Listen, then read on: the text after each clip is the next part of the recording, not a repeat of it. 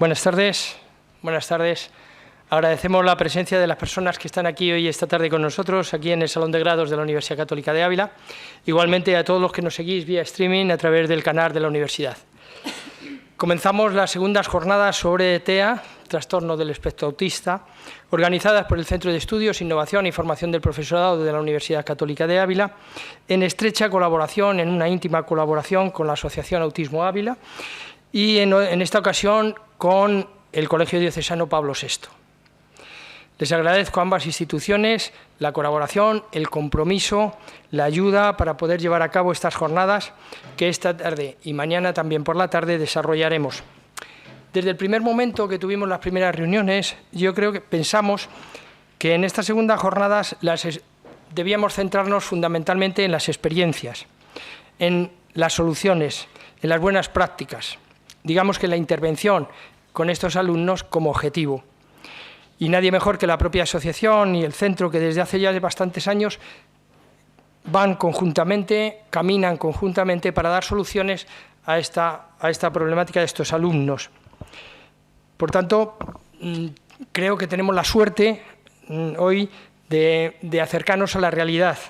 Desde hace unos años se viene cada vez hablando más de autismo, incluso bueno, aparecen en las películas, aparecen ya en medios de comunicación, aparece ya incluso en entrevistas en los medios de comunicación, pero sin embargo, a pesar de que cada vez es más conocida, otra cosa es la realidad, o por lo menos esa es la percepción que yo tengo. Se ve como muy desde arriba, muy fuera, pero la realidad es completamente distinta. Hay que abordar esta problemática. Por tanto, hoy vamos a centrarnos en eso, en la detección, en el diagnóstico y en esa intervención a nivel escolar y también a nivel social, porque queremos que en estas jornadas también participe una parte importante de este engranaje o de digamos, este conjunto de realidades como es la familia. Lógicamente, la familia es alguien no solo que sufre estas circunstancias, sino que es la mayor interesada en que estos alumnos salgan adelante y que se desarrollen también tanto escolarmente como socialmente. Y bueno, pues antes de presentaros, pues voy a presentar aquí a las personas que están aquí conmigo en esta mesa. Sigue el otro día viendo una película, no sé si la visteis vosotros. Hay un personaje es autista. Entonces le preguntaba uno a ese personaje, ¿y qué es el autismo? Y el personaje autista decía, bueno, la gente dice que es una neurodivergencia, pero para mí es parte de mi esencia. Yo creo que en definitiva esa frase me gustó bastante porque viene a demostrar un poco lo que yo pienso son estas personas, ¿no? Entonces, bueno, pues tengo aquí a mi lado hoy las tres personas que van a participar en esta jornada de hoy. En primer lugar, Rocío Arroyo García, que es la directora técnica de Autismo Ávila. Ya estuvo con nosotros la jornada anterior y nadie mejor que ella para conocer todas las realidades, porque pasan por sus manos todos los apartados de esta asociación. Por otro lado, aquí a mi derecha tengo a Jorge Barrera Martín, director de Infantil y Primaria del Colegio Pablo VI, que lógicamente dará la visión más realista, más real de la situación de estos alumnos dentro del contexto educativo. Muchísimas gracias, Jorge, también por venir y sobre todo por implicar a todo el centro en esta labor interesante y acceder a nuestra invitación. Y por otro lado, más a mi derecha, pues tengo a Teresa Díaz Herrero, que es directora del Centro Trébol, un centro pionero en estos alumnos, un centro de educación especial para estos alumnos y que está incardinado dentro del propio edificio del Centro de Infantil y Primaria del Colegio Pablo VI. Algo que creo que es muy interesante como experiencia y ellos nos pueden hablar de todo esto. Pues yo, sin más, les voy a ceder la palabra y sí indicaros que a través del chat podéis hacer las preguntas pertinentes. Después de sus intervenciones tendremos un apartado de preguntas para finalizar la jornada. Pues muchísimas gracias y cuando quiera, Rocío. Bueno, buenas tardes. Muchas gracias, Javier, por esa presentación. Además, creo que me ha gustado muchísimo esto que has dicho de cómo se describió la persona con autismo, porque es precisamente en lo que estamos ahora, ¿no? Intentando explicarle al mundo y a la sociedad que es su esencia, que no hay que cambiarles, sino que adaptar el mundo para que ellos puedan disfrutar de él igual que nosotros. Así que genial, porque esa es la filosofía que hay que seguir ahora. Bueno, pues empiezo yo y yo os voy a hablar de la primera parte, de la detección, el diagnóstico. Cuando en las jornadas anteriores hablábamos mucho de intervención, de metodologías, de qué tipo de estrategias hay que hacer en el aula, que es a lo que más nos dedicamos, a dar formaciones, ¿no? Siempre estamos dando formaciones sobre metodologías, técnicas, estrategias, ideas, tips para los profesores.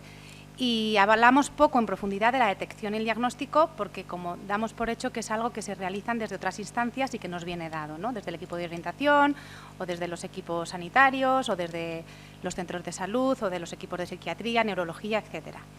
Pero sí es cierto que como formando parte de la comunidad educativa y de la sociedad sí que debemos de conocer muchísimo los pasos de la detección y el diagnóstico para poder ayudar a llegar al final, ¿no? ¿Y qué tenemos que conocer antes de saber de autismo? Del desarrollo típico. Muchas veces, en las diferentes etapas del desarrollo, tenemos que manejar muy bien cuál es el desarrollo típico, los hitos del desarrollo, para darnos cuenta cuando nuestro alumnado se está desviando de esta normalidad, porque de esta manera vamos a poder detectar dónde hay una alerta o dónde hay un riesgo que hay que observar y evaluar.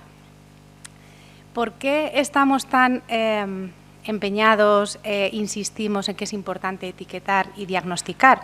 Aunque las etiquetas aparentemente son negativas, son necesarias. Las personas necesitan entender su condición y siempre lo hemos visto desde una forma negativa, pero si no damos con la etiqueta correcta les vamos a estar dando una respuesta educativa inadecuada, contraproducente y que en ocasiones no le beneficia, sino que al revés, ¿no? Le perjudica. Con lo cual, pues bueno, aquí pongo algunas cositas, ¿no? de diferentes grupos de edades, porque también hay mucho debate y mucha incertidumbre por cuándo se diagnostica. ¿Cuál es la edad a la que se debe diagnosticar? Pues depende del tipo de la persona o del tipo de autismo que tenga esa persona, los síntomas van a aparecer antes o se van a poder ver después. Por eso hay niños que los vemos de edades muy tempranas y en algunos casos los vemos ya cuando están en cursos de primaria o de secundaria. Por ejemplo, en niños pequeñitos, pues a los 3-6 años no podemos normalizar que un niño no comiencen a regular emociones, a interactuar con los demás, que no entiendan los conceptos de amistad. Es como que no le damos importancia y no, a esas edades ya aparecen ese tipo de comportamientos. De 6 a 12 empiezan a hacerse grupos, empiezan a discriminar bien las emociones, a comprender las normas sociales, y nuestro alumnado que no tiene este tipo de hitos, que no se van desarrollando, es cuando tenemos que empezar a preocuparnos. A veces normalizamos, no, bueno, es que ya tendrá tiempo, ya espera, ya no. Estas cosas son competencias sociales que aparecen en el desarrollo típico, que cuando no aparecen sí que tenemos que alertarnos y vigilar. Voy a hablar un poquito para que conozcamos los indicadores tempranos, porque en las edades tempranas siempre estamos hablando de cómo se detecta, cuáles son los síntomas, y es muy importante que sepamos que los síntomas no es la presencia o la ausencia de un comportamiento, sino la cualidad y la calidad de ese comportamiento. Por ejemplo, falta de mirada apropiada. Es como nosotros describimos cuando un niño no tiene una mirada comunicativa. Se dice mucho, bueno, no es autista porque me mira a los ojos. Es que ¿dónde pone que los niños con autismo no miran a los ojos? Las personas con autismo tienen dificultades en utilizar la mirada con un carácter comunicativo. Entonces las personas con autismo nos pueden mirar a los ojos, pero la mirada no es apropiada porque a lo mejor nos miran y parece que te están atravesando, o te miran pero no a los ojos, sino un poquito a las cejas para evitar un poquito el contacto. Es un poco más de cualidad. Otro indicador en niños pequeños, la falta de expresiones alegres, cálidas, la mirada directa, la sonrisa social, que llamamos, ¿no? Que en muchos de los cuestionarios de cribado en edades tempranas nos preguntan, ¿tiene sonrisa social? Esto es la sonrisa, la risa por... Y los papás siempre contestan, sí, se ríe muchísimo. No pregunto si sonríe, pregunto si es social su sonrisa, si responde a una sonrisa o se está riendo porque algo le provoca gracia. Esos matices son la diferencia, ¿no? falta de compartir intereses o disfrutes con otros. A veces les gusta jugar, pero hacen un juego en paralelo. No desarrollan un juego colaborativo, a veces desarrollan un juego simbólico más limitado para su edad, pero se sientan al lado de otros niños a jugar, sí que comparten espacios, pero no comparten juego, por ejemplo, ¿no? Entonces, no es que no sepan jugar, sino que no lo comparten, es toda la parte social de las habilidades comunicativas. Falta de respuesta al nombre, falta de coordinación en su mirada, en la expresión facial, en los gestos. Cuando no nos muestran las cosas que le hacen feliz, pues que no te van a enseñar sus juguetes, sus dibujos, lo que están viendo en la tele que les gusta. El desarrollo típico te gusta compartir el placer sin ningún objetivo, simplemente por compartir. La prosodia inusual, niños que a lo mejor tienen un tono, una entonación al hablar peculiar, siempre canturrean o siempre es muy lineal, que no van marcando emociones a la hora de hablar. Movimientos repetitivos o posturales del cuerpo, movimientos repetitivos con objetos. Todos estos síntomas o indicadores de alerta tempranos, si se dan de forma aislada, no es una alerta. Es cuando se dan varios de ellos en su conjunto, ¿no? Entonces, a veces también es muy importante que cuando tengamos algún niño cercano o algún alumno o alguna persona que conozcamos que sospechemos, bueno, es que no para de alinear juguetes. Bueno, si solo hace eso, eso no da información en sí misma. Lo que da información es que haya un conjunto de síntomas que se junten varias situaciones, ¿no? Pero muchos niños pueden aletear cuando tienen mucha emoción, mucha alegría. Los bebés aletean, los niños pequeñitos aletean sin tener autismo. Muchos niños les gusta alinear y colocar las cosas, juegan al mismo juego varias veces. Lo que llama la atención o por lo que nos tenemos que preocupar es si cumplen todos los síntomas, no solo uno de ellos. Cuando nos señalamos, falta de vocalizaciones comunicativas con consonantes, cuando muchos niños empiezan a hablar, pero no lo hacen de forma comunicativa, lo hacen de forma repetitiva y son ecolalias, que ya sabréis, bueno, no nos vamos porque bueno, aquí podemos abrir un tema con cada diapositiva, ¿no? Pero muchos niños también empiezan a desarrollar lenguaje oral, pero es repetitivo, no es comunicativo, ¿no? Yo trabajo con un niño chiquitín que claro, sus papás el otro día estaban muy contentos porque me decían, ya dice tu nombre, ha estado toda la tarde diciendo Rocío, Rocío, Rocío, Rocío, y yo me alegré, pero yo sabía que no estaba acordándose de mí. Yo estaba en su casa repitiéndolo y se reía pues porque le podía gustar la sonoridad, pero no era comunicativo, no les estaba diciendo llévame a ver a Rocío, ni quiero ver a Rocío, no tenía nexo comunicativo conmigo, ¿no? Entonces, aún así ya sabe mi nombre ya. Hay muchas guías de detección temprana que se han elaborado para todos para sanidad, para pediatras, para educación. Esto ya está muy trabajado y muy hecho y cada vez hay más estudios de la importancia que tiene la detección temprana, ¿no? Y esto en cuestionarios de cribado, cuestionarios está todo en Internet, está todo compartido. Los que más se utilizan, por ejemplo, protocolizado en pediatría es a los 18 meses, es el MChat. Esto ya en Castilla y León, en casi todas las provincias a los 18 meses los pediatras pasan este cuestionario. Si el niño tiene las señales de alerta que el cuestionario te indica que hay que hacer una valoración, es cuando el pediatra se preocupa y hace la derivación, ¿no? Entonces, cada vez tenemos más instrumentos para que se haga a la edad más temprana posible. ¿Y por qué insistimos tanto? Porque si detectamos el riesgo, hacemos un diagnóstico de calidad y le damos atención temprana o según la edad que tenga, porque la atención temprana es 0,6, una intervención adecuada en lo que necesite, ¿no? Cada niño es muy diferente y pueden acudir a servicios especializados, se va a convertir en que mejora su autonomía y en su calidad de vida, no es un capricho. Hay mucho debate en esto y hay muchas personas que no pensamos igual, ¿no? Respecto a esto, pero es que en el autismo, bueno, y en cualquier discapacidad, el derecho a una atención lo más temprana posible y especializada es un derecho. Es que no estamos hablando de un capricho de la asociación o de las familias o de un colegio o de un profesional, es que es un derecho que te den la atención que mereces, ¿no? Los servicios de habilitación y rehabilitación. Y bueno, un poco con lo que decía antes, ¿no? ¿Cuál es el objetivo de que detectemos de forma lo más precoz posible? Que podamos desarrollar sus capacidades, que podamos ofrecerle un proceso continuado de aprendizajes, que pueda haber bienestar y calidad en la familia, y que la familia pueda también adaptar sus propios roles, ¿no? Cuando esto está ya también muy investigado y hay muchas publicaciones al respecto. Cuanto antes tenemos la noticia de la discapacidad o de un diagnóstico de este tipo en la familia, mi capacidad para adaptarme como madre o como padre va a ser mayor si han pasado menos años en los que yo me he estado haciendo una idea o unas expectativas respecto a la vida de este hijo, ¿no? Si yo soy más hábil o tengo más estrategias para adaptarme a esta nueva circunstancia, lo voy a hacer mejor. Entonces, al final es mejor para todos, para el niño, para el contexto y para el centro educativo, porque cuanto antes tengamos la etiqueta, por decirlo de alguna manera, antes vamos a poner los medios adecuados para que las cosas vayan mejor. Bueno, es un poco esto, ¿no? Lo que os decía, aumenta la capacidad adaptativa de las familias y aumentan las capacidades intelectuales. Si atendemos a los niños, le ofrecemos terapias especializadas, atención temprana en los 0 a 6 años, sabemos que la neuroplasticidad del cerebro nos va a permitir que las capacidades de ese niño cambien, cambiará su futuro. Es que no, esto no es... Yo cuando a veces debatimos con mucha gente, con profesionales que tenemos debates pues muy deportivos, ¿no? y con mucho respeto, pero no todo el mundo piensa igual. Y yo pienso, es que no estamos jugando con ese niño cuando sea adulto. Es que podemos cambiarle la vida adulta.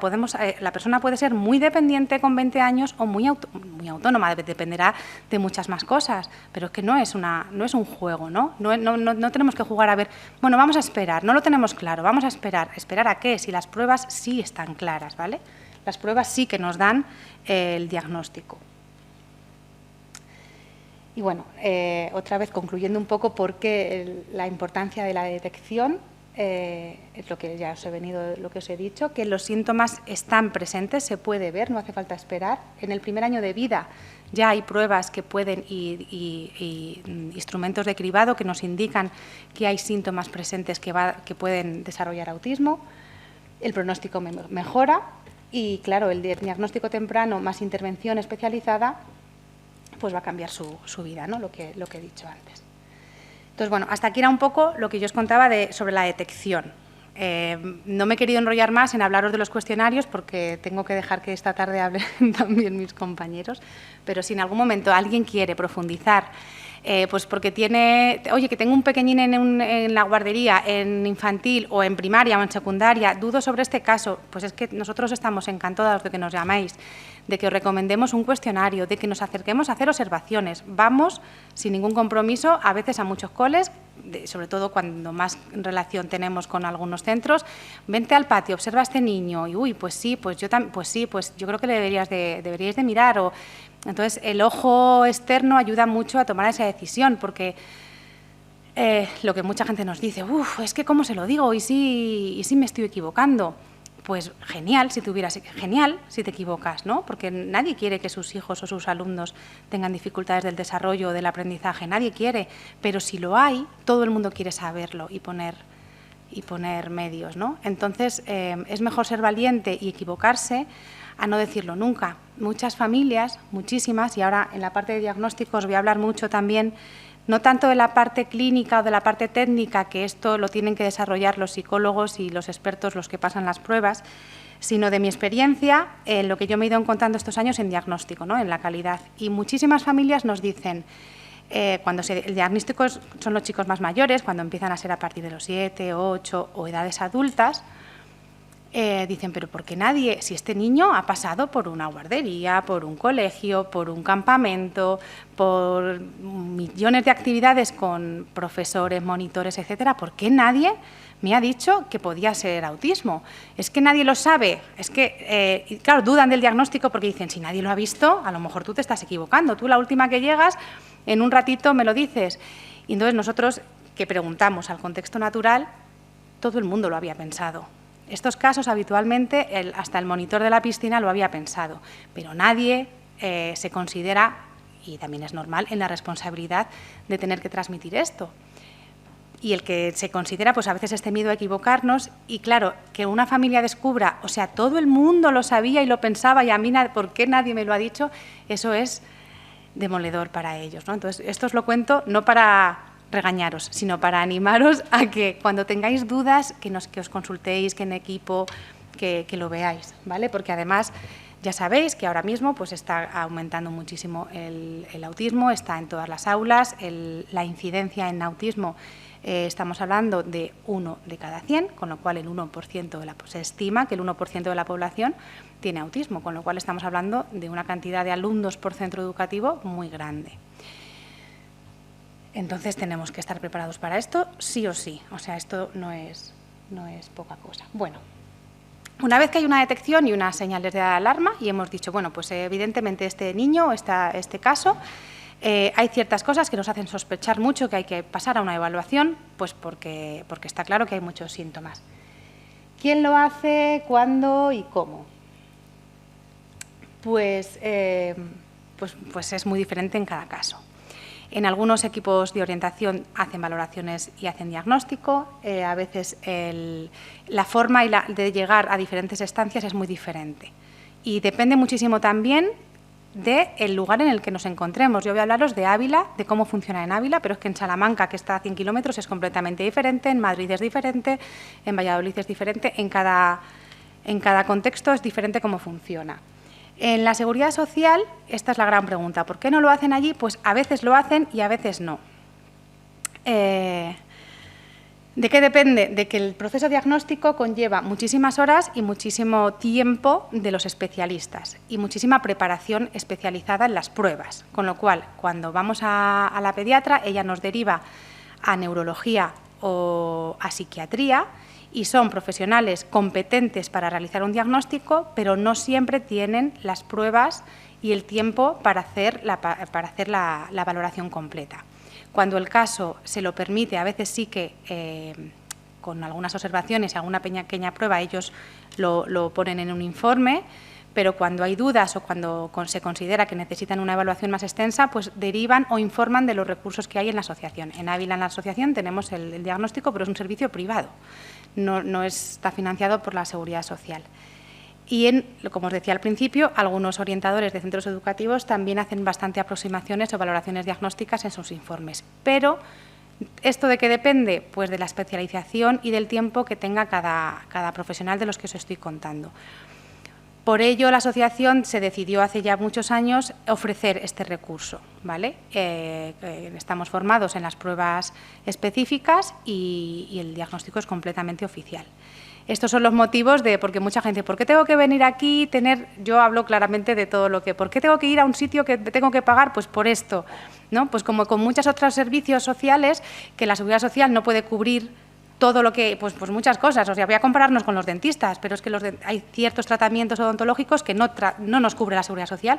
Esto es injusto porque es un derecho ya lo hemos dicho, es un derecho recibir un diagnóstico y una atención temprana, pero hoy por hoy no nos lo está cubriendo, entonces por eso a veces se deriva a la asociación o a otro. Hay gente que se va a Madrid o se va a Salamanca, depende, ¿no? Pero no hay más explicación que esta, esto es lo que os sucede. Y nosotros no tenemos ningún interés en que se haga con nosotros, ofrecemos ese servicio porque no lo hay, pero nuestra principal esencia es los servicios de atención y la intervención en personas con autismo. Explicado esto, os cuento un poquito cómo se hace las claves que nosotros observamos y os cuento un poco cómo lo hacemos nosotros el diagnóstico para que entendáis un diagnóstico de calidad y con calidez, que me parece mucho más importante también. Cuando hacemos una valoración, esto es una valoración clínica, no hay una prueba, no hay un análisis de sangre que nos diga tiene autismo, no, ojalá, porque sería todo mucho más sencillo. Entonces está todo estandarizado con pruebas psicológicas.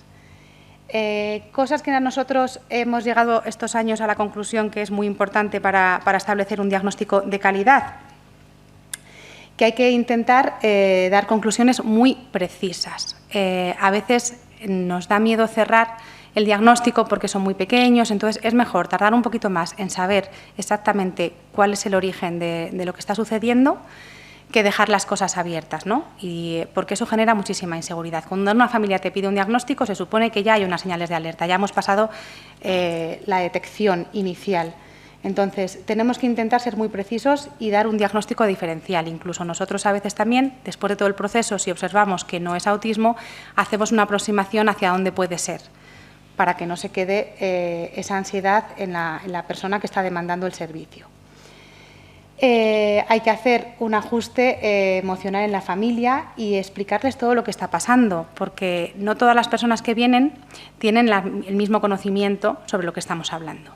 Entonces, con cada caso, nosotros es que no podemos hacerlo pues como si fuéramos churros. Con cada caso nos lleva muchísimas horas. Tenemos que ver qué ideas concebidas tiene esta familia, conocer su contexto, explicárselo, adaptarnos mucho a su lenguaje.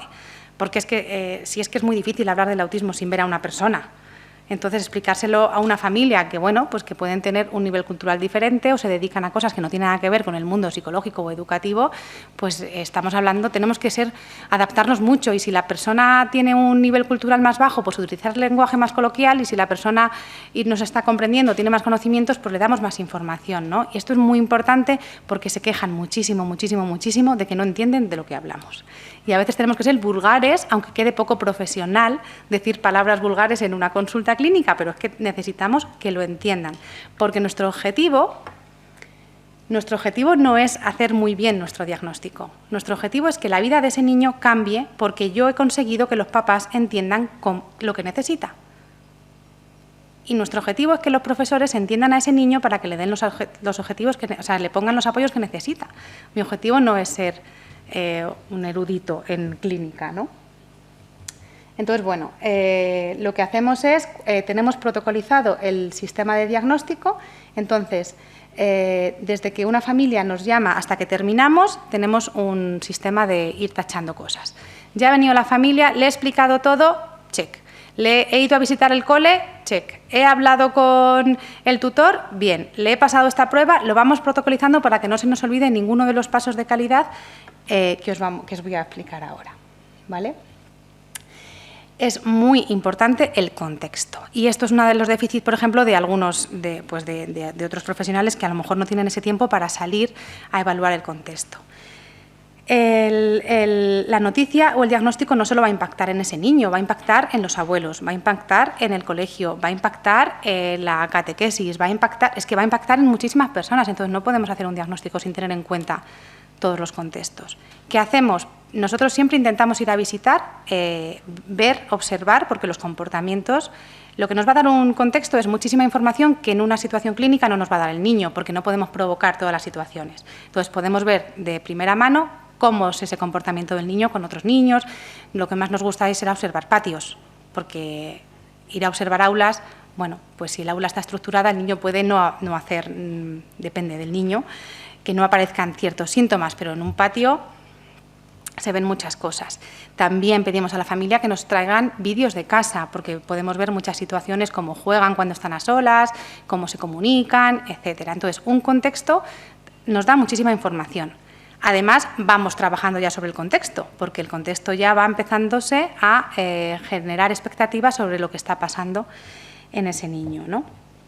Y además, que vayamos al contexto, a la familia le da muchísima tranquilidad, que los padres, y esto insisto muchísimo y por eso siempre hacemos tantos esfuerzos y por coordinarnos con todos los equipos con los que trabajamos, porque cuando un papá nota que ha ido a un sitio, que además conoce a su pediatra, que además conoce a su tutor, que además conoce al orientador de su cole, que está intentando hablar con el neurólogo para que se pasen información, eso genera una tranquilidad en este mundo tan difícil, en esta etapa tan difícil de la familia, porque la etapa del diagnóstico es tremendamente, todo el mundo lo recuerda, luego hablaremos de esto, con una intensidad importante, que tú les digas, no te preocupes, ¿quién es tu pediatra? Pues mañana le voy a llamar. Les encanta. Entonces, solamente por darles esta seguridad a las familias tenemos que entendernos entre equipos. Es que no hay otra, no hay otra manera de hacerlo, ¿no? Por ellos. Entonces, bueno, el contexto también es importante. El diagnóstico no es una situación clínica que se hace en un despacho. Posibles problemas que podemos encontrarnos, pues que a veces no podemos ir a observar en el entorno natural por mil situaciones, pues pedimos los vídeos. Cuando hay poca colaboración con otros profesionales o no pensamos igual, pues en vez de verlo como un problema, nosotros nos lo ponemos como un objetivo. Decimos, pues que en este cole no les caigo muy bien, pues mi objetivo para el año que viene es caerle bien a este cole. Entonces nos ponemos objetivos en vez de problemas, ¿no? y que también nos ayuda muchísimo a diferenciar, ir al contexto. Hay conductas que cuando el diagnóstico en adultos es mucho más complicado que en niños pequeñitos, porque el comportamiento de un niño todavía no ha tenido mucha historia de aprendizaje, pero en adultos a veces hay comportamientos que no sabemos, o en adolescentes, si es algo aprendido o algo que forma parte del neurodesarrollo. Y entonces ir a verle a casa, observar que lo que estaba haciendo era, pues es que está imitando al hermano, pues entonces no es algo, da muchísima información para luego poder hacer bien el diagnóstico. Y bueno, lo que os decía antes, lo importante en el diagnóstico, el éxito en la valoración diagnóstica no se mide por el número de aciertos, sino que se mide si el resultado del proceso mejora la calidad de vida de la persona y su familia y su entorno. No podemos dar por hecho que la noticia de un diagnóstico es algo negativo. Y de esto luego también vamos a hablar otro poquito. En muchas ocasiones, en la mayoría, cuando han pasado mucho tiempo, que estamos viendo que mi niño no tiene un desarrollo normal, que tiene problemas sociales, que tiene ansiedad porque no quiere ir al colegio, bueno, infinitas situaciones, la familia está buscando una respuesta.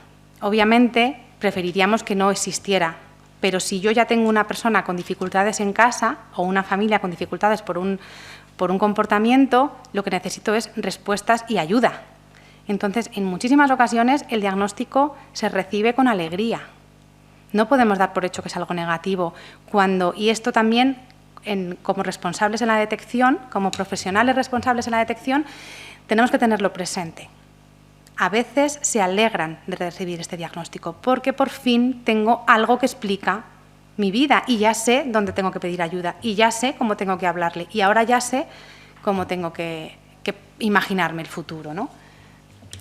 Cosas así que os habrán llamado la atención y que, por comentar alguna, es lo que antes os decía, ¿no? Que tenemos que ajustarnos mucho a cada familia y a cada contexto particular, tanto cultural como emocional, porque no podemos decirle a la familia cómo se tiene que sentir. Si yo entro en un despacho y me acercan, antes de hablar, un paquete de Kleenex, me están diciendo cómo me tengo que sentir.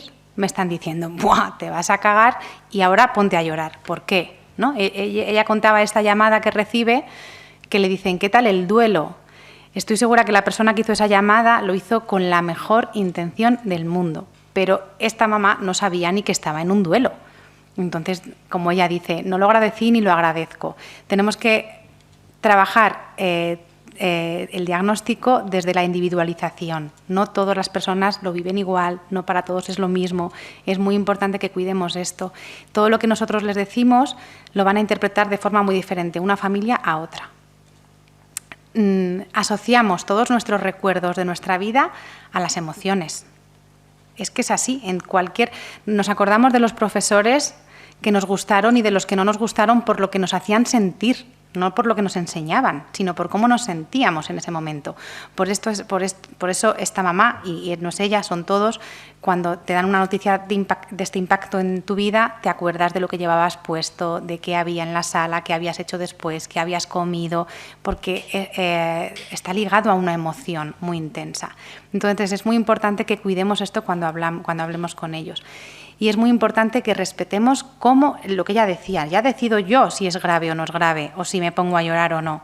Entonces, ¿qué necesitan de nosotros? Un acompañamiento en esas emociones ajustado a ellos mismos. Pero no tenemos por qué, o muchas veces lo siento, ¿no? Porque el qué sientes, a lo mejor yo no. Entonces, es que reflexionemos un poquito estas cosas y luego me gusta mucho lo que ella dice al final, que ellos al final lo que sentían era tranquilidad porque no tienen respuesta para su hijo, es que tienen respuesta para toda la familia, porque el diagnóstico impacta en un contexto completo. Una información de este tipo impacta en muchos. Entonces es muy importante que nos entendemos, que lo respetemos, que nos podemos equivocar, pero podemos rectificar y pedir disculpas. Es complejo, ¿no? Pero hay que cuidarlo, que a veces soltamos muchas veces las cosas sin pensar.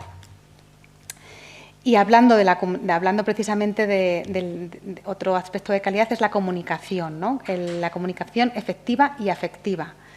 dejarles hablar, resolver las dudas que tengan. Muchas veces necesitan, si les escuchamos, pues alucinas, ¿no? Porque ya saben mucho más de lo que a veces pensamos. A veces damos por hecho que no lo saben y han leído muchas cosas, o tienen ideas, porque hay que tener mucho cuidado y hay que reubicarles. Pues mira, has leído algo que es incorrecto, porque en Internet hay una cantidad de información falsa respecto a esto muy grande. Entonces tenemos que darles también un poco el camino y que tengan criterio para elegir la información. Y tener muchísimo cuidado, pues esta viñeta que se la he robado a mi compañero Arturo, la suele poner él, pero como él no está aquí, muchas veces del mismo mensaje tenemos dos interpretaciones diferentes. Y esto, cuando estamos hablando de diagnóstico, pasa constantemente y no somos conscientes, ¿no? Él dice, mi novia me dijo que le diera tiempo y la distancia. Y dice, tío, qué pena, ¿no? Hacíais buena pareja. Y ella dice, la situación de las chicas, solo le pedí que me ayudara con estos problemas de velocidad promedio y se fue. Y la amiga, qué idiota, ¿no? Ella le pedía ayuda y él pensó que le estaba dejando. Esto nos pasa muchísimas veces. Hay que tener cuidado con el lenguaje que utilizamos porque un ejemplo muy típico es cuando los papás te preguntan y le decimos, bueno, pero no te preocupes. Esta coletilla de no te preocupes, algunos papás nos lo han dicho así. Bueno, es que como me dijiste que no me preocupara, pues ya pensaba que era que no. Entonces, yo a lo mejor le estabas transmitiendo un poquito de tranquilidad, de calma, no te preocupes, vamos a verlo, ya os contaremos, vamos despacio. No querías decir no te preocupes. Entonces, la estamos liando todo el rato, ¿no? Estamos jugando con su interpretación. Entonces, hay que ser muy literales con la información que damos y muy ajustada a ese caso en concreto. Nosotros cuidamos muchísimo cada caso. Desde que le conocemos ya vamos marcando los tiempos. Incluso cuando organizamos las citas para la devolución, damos citas con diferentes márgenes de tiempo porque, como hemos conocido, tardamos una media entre mes y medio, 2 meses desde que iniciamos un proceso hasta que terminamos. Entonces, en ese tiempo y en esas citas ya vas conociendo el perfil de esa familia. Y cuando damos las citas de diagnóstico decimos, venga, para este caso en media hora está, para este caso vamos a dejar un margen de 2 horas, porque a lo mejor se complica el tema. Porque ya vamos viendo que van a tener reticencias o que van a necesitar explicación. Bueno, para este caso, bueno, va a ser más rápido porque tal. Este caso, como los papás están separados, vamos a dar 2 citas diferentes porque los recibes mejor por separado que juntos. O sea, es una adaptación constante para que la noticia, la comprensión de la misma sea lo mejor posible, porque al final a quien le va a definir el futuro es a su hijo, ¿no? Entonces, cuidar todo esto, aunque parezca muy obvio, es difícil. ¿Vale? Reducir los malentendidos, darles muchas opciones a preguntar. Y bueno, lo que os decía, de que nos ajustamos mucho a cada caso. Bueno, no, esperar, que es que me he pasado aquí, quería que me he saltado a la otra. Los pasos que nosotros hacemos, nosotros tenemos protocolizado y así es como creemos, lo hacemos así es como creemos que se debería de hacer. Primero estábamos la parte de indicadores de riesgo. Si viene una demanda de diagnóstico y no ha habido un screening anterior por el centro educativo, por el pediatra, por algún especialista, lo hacemos nosotros. O sea, antes de que una familia, nosotros no decimos, pues venga, ¿quieres diagnóstico? Tómalo. No.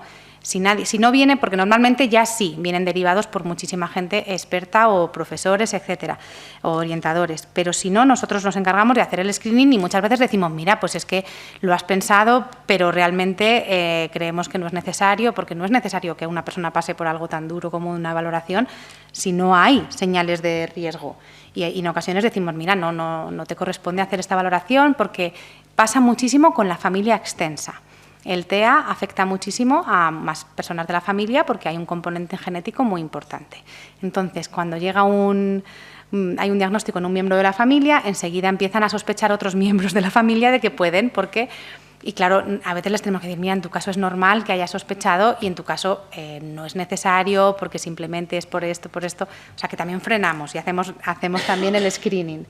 Una vez que hay una alerta justificada, pues damos la comunicación de todos los pasos y le contamos a la familia, le estructuramos el proceso diagnóstico, porque estamos hablando de una situación complicada, igual que a nuestros alumnos con autismo les viene muy bien la anticipación de todo, a cualquiera de nosotros nos viene muy bien la anticipación. Entonces, les decimos cuánto vamos a tardar, cuántas citas van a tener, qué días, cuánto tiempo va a durar cada cita, en qué sitio va a ser, con qué profesionales, les damos toda esta información. Este paso antes no lo hacíamos ahora lo estamos haciendo mucho mejor recientemente y no sé por qué no lo hemos hecho antes así, porque antes de que introdujimos este paso de anticiparles tanto, incluso visualmente, con horarios y pasándoles todas las citas organizaditas y dónde y tal, para qué pruebas, antes de esto, cuando empezábamos un proceso, no hacían más que llamar. ¿Cómo va lo mío? ¿Ya sabes algo? Y es que tal, y es que... Y yo decía, jolín, pues qué pesados son, pues si es que ya le he dicho que ya le llamaré. Pues desde que hacemos esto no llama nadie, porque yo ya te he dicho, tardo 2 meses, las citas te las voy a dar esta semana, si se lo pautamos todo, la ansiedad se rebaja muchísimo y nos lo están diciendo, que lo agradecen. Luego ajustamos el protocolo en cada caso, que es lo que iba a contar aquí. No pasamos a todos los niños las mismas pruebas. Depende muchísimo de la edad, de la información que ya tengamos del contexto. Como antes hemos hablado que es muy importante el contexto, si el centro educativo nos dice que ha pasado la prueba de inteligencia del CI 2 meses anteriores, pues cuando hay buena colaboración nos pasamos los datos y no hay que repetir esa prueba, que además no es válida. Además de poco útil y engorrosa para la persona, no es válido. Entonces, vemos que tenemos qué información previa, qué capacidad tiene atencional y de lenguaje para decidir qué tipo de pruebas utilizamos. Y luego, bueno, pues ajustamos, depende de las necesidades del caso. Hay personas que en un mismo día puedes pasar varias pruebas y hay niños que tenemos que citar 4 veces para la misma. Entonces, ajustamos si hay que hacer descansos, si tiene que ser, si hay niños que se van a desregular con el ruido, pues que sea en un horario, que no vaya a haber mucho jaleo. Hacemos un ajuste de toda la situación. Y a veces durante el proceso pues ahí tenemos que reevaluar y decidir que tenemos que pasar más pruebas o no, a veces se alarga más o no, ¿vale? Esto es lo que hacemos un poco el ajuste del protocolo en cada caso, porque mucha gente dice, ¿qué pruebas pasáis? Pues no es así de fácil, depende mucho de cada persona. Obviamente a todos los niños pasamos las específicas de TEA, que son el ADIR y el A2G, y luego pues las de CI, las de el perfil psicológico, etcétera. Luego se hace la valoración concreta, las pasamos todas las pruebas que se tengan que hacer y luego hacemos la devolución, ¿vale? Y en la devolución un poco, que lo hemos venido hablando, pues también es un momento que cuidamos mucho, como os he dicho antes, los tiempos, quién asiste. Nosotros nos gusta exponer directamente el resultado, sin rodeos, vamos al final y luego ya empezamos a explicarlo, porque la familia, si tú empiezas a hacer una intro muy larga, no te está escuchando. ¿No? Es como cuando vamos a recibir un diagnóstico médico de otras características, es como dime si sí o si no, no me empieces a explicar cómo es la vida. Entonces empezamos por el final y luego le vamos explicando punto por punto. En muchas ocasiones, elementos que ayudan muchísimo a la comprensión, si vemos que ese día están muy nerviosos, les damos ya otra cita en pocos días para volverlo a hablar, porque no se acuerdan muchas veces de lo que les hemos explicado, porque están tan nerviosos, porque se lo esperaban, porque no, porque ¿qué es esto? Entonces se les da otra nueva cita para explicárselo, se resuelven dudas, bueno, lo que haga falta, ¿vale? Esto es un poco, pues es que es un poco lo que ya he estado explicando todo el rato. Y para dar paso ya a después de, bueno, cuando tenemos el diagnóstico, no hay 2 personas con autismo iguales, ya lo sabéis, ni 2 no necesitan los mismos apoyos. En intervención educativa ya hemos hecho más formaciones y hay muchas formaciones que tenemos que saber, pues tenemos que saber mucho para trabajar con personas con autismo en muchos términos, ¿no? En comunicación, en estructuración, esto ya lo hablamos también en las jornadas anteriores. Y luego no todas las personas necesitan el mismo tipo de escolarización, que es de lo que os van a contar hoy luego Jorge y Teresa. Esto es un poco, lo pongo un poco a modo de introducción a lo suyo, ¿no? Ya sabemos que los modelos de escolarización pues pueden estar en una persona con autismo puede estar perfectamente en una escolarización ordinaria, sin ningún tipo de apoyos, siguiendo el currículum ordinario. Hay personas con autismo que están escolarizados en ordinaria con adaptaciones metodológicas que no suponen ningún cambio en su titulación. Una escolarización ordinaria con apoyos más significativos, depende del nivel de desfase en cada una de las asignaturas, puede que haya que hacer adaptaciones significativas. Y luego estaría la educación especial, que tienen un currículum diferente que ya os van a explicar, y la combinada, ¿vale? Ahí no me voy a meter. Aquí ya pongo el largo etcétera, porque esto ya es como otra etapa. Pero las últimas 2 transparencias que voy a poner, porque las pongo siempre, es que lo más importante que necesitan las personas con autismo y sus familias es que seamos personas confiables. Y si nos hemos comprometido a algo, que lo hagamos. Y si no lo vamos a hacer, que digamos que no podemos. Y si no sabemos, que digamos que no sabemos. Los papás agradecen mucho más cuando vienen y nos cuentan, porque con nosotros se desahogan muchas veces de lo que viven en otros contextos y viceversa, ¿no? Pero agradecen mucho más cuando un profesional les ha dicho que mira, que no sé, que necesito ayuda, que a dónde voy, que yo también necesito que me ayuden desde algún sitio, a que no digamos eso y hagamos como que sí, pero estemos todo el rato metiendo la pata, ¿no? Entonces, de verdad, que seamos confiables para ellos es lo que necesitan. Y pues nada, que estamos destinados a cooperar entre organismos y entidades. Sí, Javier. Muchas gracias, Rocío. Muy clarificadora tu intervención. Y yo estaba viendo aquí el chat y hay alguna pregunta relativa a sobre todo a la incertidumbre de la evaluación. ¿Qué pasaría si luego está mal evaluado? ¿Qué porcentajes puede ser el de la mala evaluación? ¿Cómo ratificar eso? ¿Cómo estar seguro de esa evaluación? Porcentajes, no sé, me han pillado. No sé qué porcentajes hay de error en esto. Sí que está estudiado el porcentaje de falsos positivos y falsos negativos en los screening, que hay muchísimos falsos positivos. Por eso muchas veces ya las mismas pruebas de screening te dicen que es un posible, que hay señales de alerta y hay un segundo screening con otra segunda entrevista para ver si realmente, porque cuando se pasan screening así a toda la población de forma masiva en el pediatra, que a veces lo rellena el propio padre sin ninguna explicación, hay muchos falsos positivos. Cuando ya hay un diagnóstico es mucho más difícil que haya margen de error. Pero es cierto que hay muchísimos casos, que hay muchísimos trastornos que están muy juntitos y que es muy difícil de diferenciar. ¿Vale? Pues niños con TDAH, niños con TEL, luego muchas comorbilidades. Hay muchos casos que es que no es que haya TEA o TDAH, es que están las dos cosas. Esto es muy complicado. Y aquí es donde hace falta que haya muy buena coordinación entre especialistas, porque a veces nos enfrentamos. El psiquiatra ha dicho que TDAH y yo he dicho que TEA, o a la inversa, o tal ha dicho que aquí es donde nos tenemos que entender mucho y al final las familias tienen que elegir el profesional que más les esté dando garantías de seguridad. Esto es muy difícil de decir y suena feo, ¿no? Pero sí ocurre que incluso no hay dos diagnósticos iguales. En nuestro caso, solemos dar un diagnóstico de TEA cuando estamos seguros. Cuando tenemos muchas dudas tardamos algún tiempo más porque pedimos a veces a algún compañero experto externo que nos ayude. Una de las pruebas nosotros las grabamos en vídeo con la intención de revisarla y de a veces pedir asesoramiento externo cuando tenemos dudas. Y esto ayuda mucho, como los médicos cuando piden una interconsulta que llaman al el médico de cabecero, te llama enseguida al dermatólogo para que te vea una foto, pues nosotros hacemos eso también para asegurarnos. Solemos decir que es TEA cuando estamos muy seguros. Cuando no estamos seguros lo decimos. Decimos que no es TEA y solemos decir por qué, o sea, porque entre qué dudamos. Y a veces se hace una revisión de seguimiento en un tiempo, ¿vale? No nos pasa muy a bien, no sé, en el último año nos ha pasado 2 veces. De unos 20 o 30 casos que podemos ver, pues de 20 o 30, 2, sí que tenemos que decir, bueno, pues no está claro porque hay muchas dificultades de lenguaje, tenemos que ver qué es lo que está primando, el lenguaje o la comunicación, que sería la parte de TEA.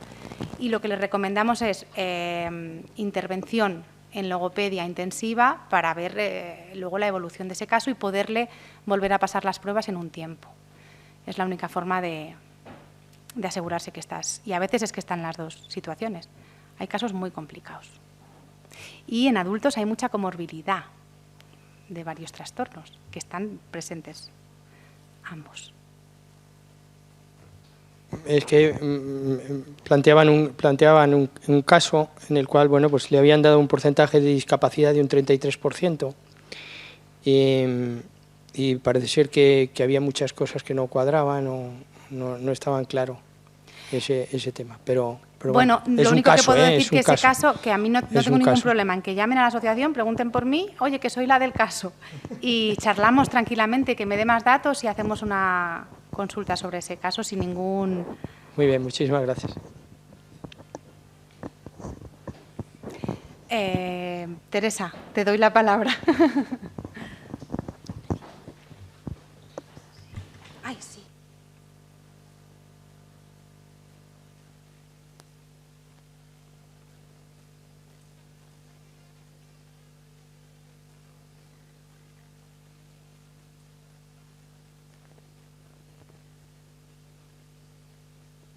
encendido el micro.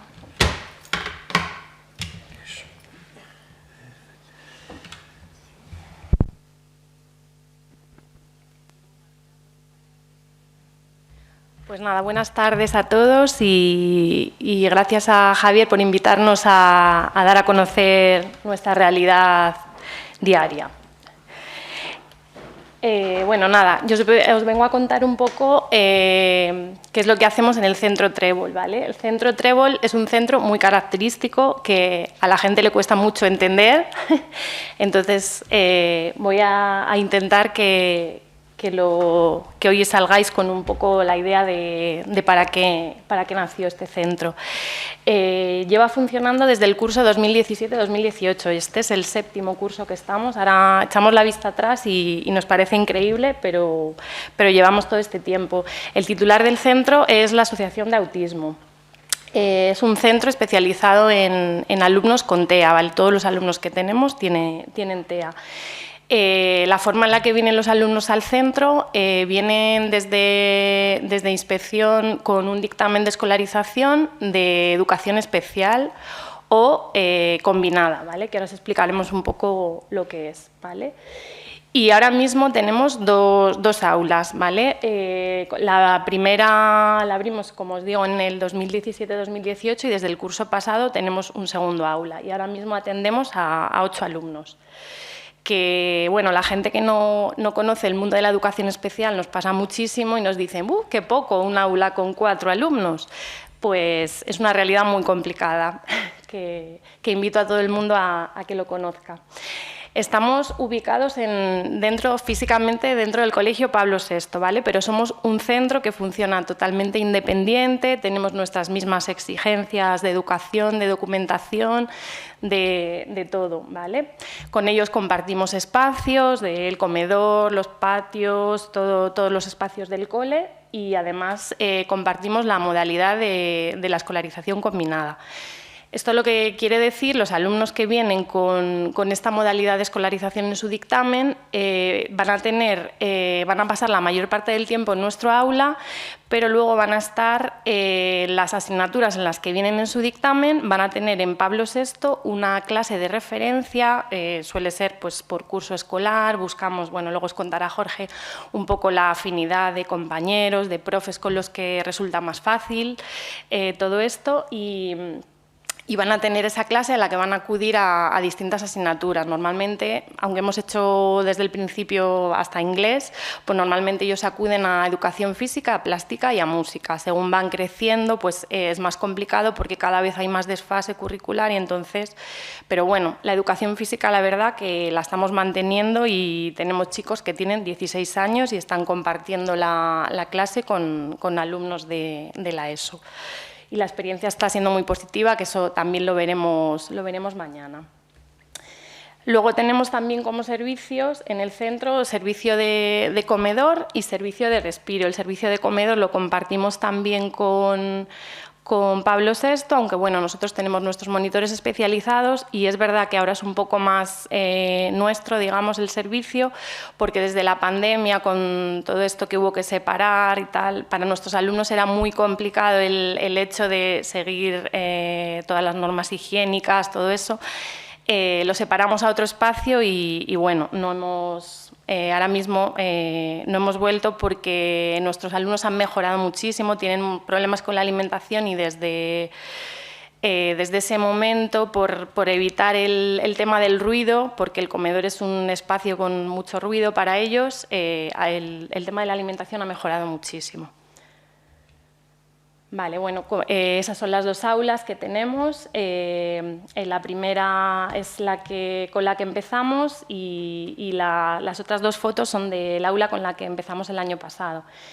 La primera, pues ya hemos hecho así bastantes mejoras, por ejemplo, aislamos para aislar el ruido con una serie de placas. Por ejemplo, las lámparas de arriba, pues teníamos un chico que nos apagaba todo el rato las luces, pues tenemos ahora unas luces con mando a distancia maravillosas y ese problema se ha acabado. Tenemos, por ejemplo, también una puerta que se abre con un código, los alumnos no pueden salir del aula, pues para mí eso es una de las cosas que más vida nos dieron a las profes. Y bueno, son las cosas del día a día. El otro aula todavía, pues eso, como acabamos de empezar, pues necesitamos muchas mejoras, pero bueno, que irán surgiendo. Bueno, y un poco la forma así en la que trabajamos, pues eso, al inicio de curso establecemos nuestros horarios, porque nuestros alumnos tienen sesiones con sus especialistas de PT, con sus especialistas de AL igualmente, y luego tienen, como os he comentado, las sesiones a las que salen en su aula de combinada, ¿vale? Entonces, con todo eso, que bueno, luego os contará Jorge un poco cómo lo hacemos, pues creamos los horarios, que es súper complicado porque tienes que estar a muchas variables, en este ciclo salen a esta hora los recreos, en esta otra, y es complicado, bueno. Vale, nada, y entonces con todo eso realizamos un plan de trabajo individualizado para cada alumno en el que vamos viendo, todo esto es muy movible, se va viendo a lo largo del curso y se va cambiando en función de las necesidades. Vemos todas las áreas en las que hay que trabajar con los chicos, no solo las áreas puramente curriculares, nosotros pues trabajamos obviamente conducta, alimentación. Por ejemplo, cuando os comentaba lo del servicio de comedor, no es exclusivamente los niños vienen a comer, o sea, hemos trabajado muchísimas cosas, que empiecen a comer alimentos que no comían, o sea, tenemos casos de niños que solamente comían, por ejemplo, un puré exclusivo que hacía su madre con unos determinados ingredientes, que si lo hacía otra persona, pues como la receta de la Coca-Cola, o sea, no servía, ¿vale? Y todo ese tipo de cosas, pues vamos introduciéndole nuevos alimentos y todo eso. Y bueno, lo que os decía, los alumnos permanecen la mayor parte del tiempo con nosotros en el aula, con las distintas actividades que hacemos y con esa programación que os digo, y luego salen al centro ordinario a las distintas asignaturas, ¿vale? Luego también tenemos, pues como cualquier centro educativo, nuestras actividades complementarias y hacemos pues excursiones también relacionadas con todo aquello que vamos trabajando. Bueno, como metodologías que utilizamos, pues una fundamental es la metodología TEACH, que les enseñamos a que el entorno sea estructurado, sea predecible para ellos, ¿vale? Que sepan lo que tienen que hacer en cada momento, y para ello les estructuramos todo, pues su tiempo a través, ahora luego iréis viendo fotografías de cómo trabajamos, al principio os voy contando un poco y luego ya lo vais viendo a través de las fotos. Estructuramos el espacio a través de rincones, rutinas. Nosotros trabajamos mucho, como se trabaja en las aulas de infantil, les funciona muy bien todo el tema de las rutinas, los rincones, entonces porque les hace entender ese entorno, ese espacio, lo que va a pasar en cada momento, y para ellos es fundamental esto, ¿vale? Luego también tenemos materiales individualizados para cada alumno, para aquello que queramos trabajar, pues un material, o sea, de hecho siempre nos dice todo el mundo, si es que estáis todo el día haciendo materiales, si nos vierais, por ejemplo, un armario que tenemos es gigante, pero lo que nos vale para uno no nos vale para otro, aunque sea exactamente el mismo contenido a trabajar. Vale, luego es muy importante también, nos coordinamos mucho con el entorno en el que ellos se desenvuelven, pues eso, si son niños que están yendo a distintas actividades, tanto en la asociación como en otro lugar, pues nos coordinamos mucho para que sepan la forma en la que trabajamos, todos sigamos unas pautas comunes y trabajemos mucho mejor y se generalicen los aprendizajes, sobre todo. Y sobre todo intentamos promover la independencia del alumno, con esta metodología se va consiguiendo. Y luego también son súper importantes, que ahora lo iréis viendo en todos los ejemplos, los apoyos visuales, ¿vale? Son muy importantes porque las personas con autismo son pensadoras visuales, y entonces lo iréis viendo a través de los horarios, las agendas, toda la anticipación que utilizamos con ellos. Vale, también utilizamos, que es muy importante, sistemas de comunicación. El que utilizamos con todos los alumnos es el sistema de comunicación PECS, que ahora lo veréis en una imagen, que es un sistema de comunicación por intercambio de imágenes para los niños que no tienen lenguaje, ¿vale? Y entonces a través de este sistema ellos se pueden comunicar, es un sistema que consta de varias fases.